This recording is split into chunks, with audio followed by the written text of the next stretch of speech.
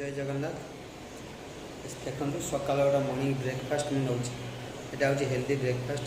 एथर 18 प्रकार विटामिन मिनराल रोचे आपन को दिन मान जहाँ ह्यूमन बॉडी पे जहाँ विटामिन रिक्वायरमेंट आपन को ये पूरण करदेव।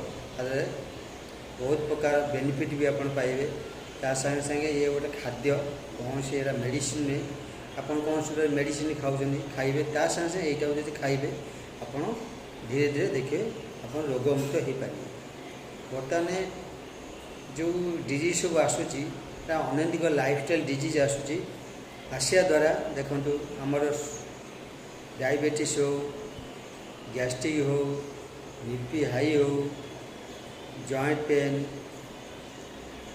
ता संगे संगे आपन को देखिए थकापन लगुथ बॉडी इम्यूनिटी पावर कमी जाऊँ ये सब आपन को पूरण कर आपन जदि आपको डेली नेबे बहुत बढ़िया जिनस आउ डेली आपन 20 ରୁ 30 मिनट वर्कआउट करेंगे। Exercise is very important body पे कहीं देखो बीएमआर बॉडी मेटाबॉलिक सेटा कमी द्वारा द्वारा आमको गैस बॉडी स्ट्रेस लेवलटा बढ़ी जाए ता संगे संगे थकापन आसो ठंडा काश ज्वर ये सब लगी रॉडी इम्यूनिटी पावर कमे द्वारा देखो प्राय लेडीज मान देखिए थायरॉइड पीसीओडी प्रोब्लेम हुए कौन पाई ये सब हुए।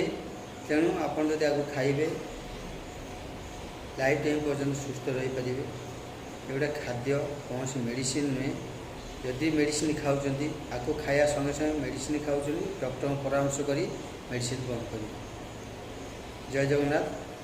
कहना मो ना हूँ करुणाकर ओझा। मुझे आपन को गोटे हेल्थ टिप्स देली